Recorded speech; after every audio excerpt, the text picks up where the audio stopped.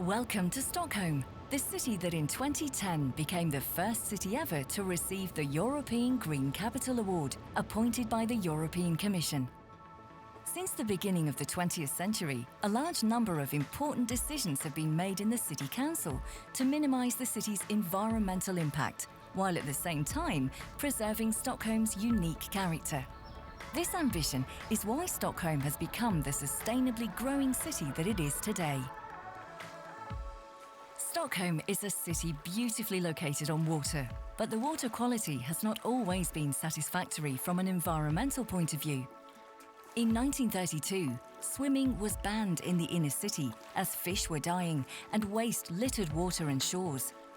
Extensive efforts to implement wastewater treatment facilities were initiated, and over time, Stockholm's water has been purified.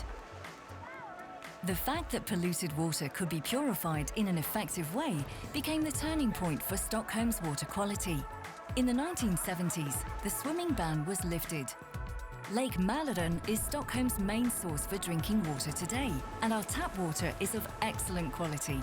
Stockholm is also one of very few capitals where you can actually swim right in the heart of the city. To travel around Stockholm in a convenient and effective way has always been a challenge, calling for innovative solutions. The main focus has long been to invest in public transport.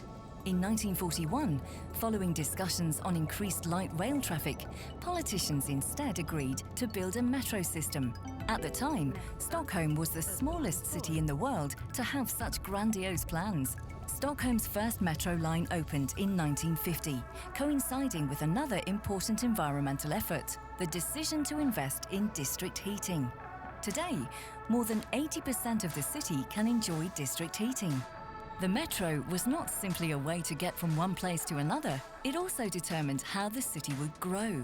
From the 1950s and onwards, Stockholmers moved to the new communities emerging along the metro lines. Today, further expansion is planned for the metro system.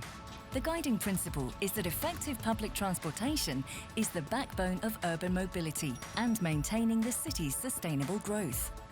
In its expansion, Stockholm's main focus lies on pedestrians, bikers and public transport rather than on cars. Tvärbanan is a light rail line linking together the southern, western and northern metro branches.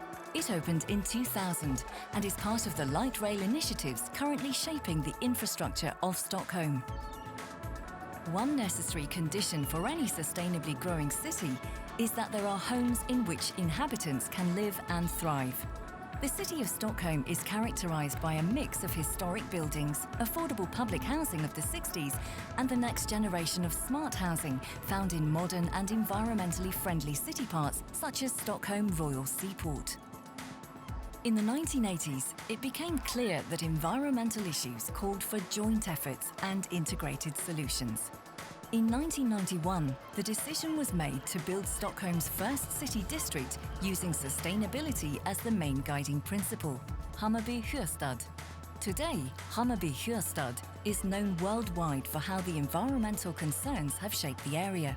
The inhabitants' everyday life has been facilitated through integrated environmentally friendly solutions such as district heating, waste management, biogas stoves and carpools.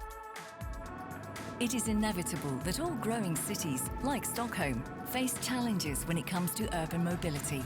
At the beginning of the 21st century, one of the most debated issues was if Stockholm should implement a congestion charge on vehicles entering and exiting the city.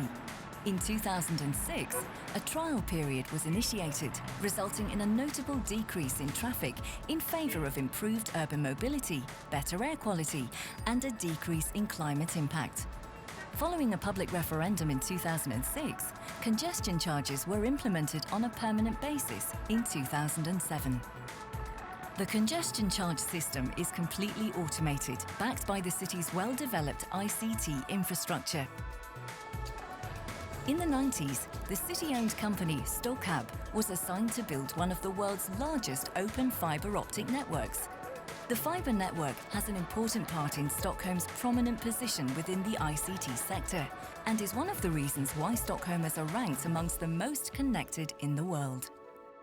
With each decade come new challenges, calling for decisive measures to facilitate the lives of Stockholmers. Step by step, each decision has brought us to where we are today. Naturally, it takes continuous effort to be, and remain, one of the most sustainable cities in the world.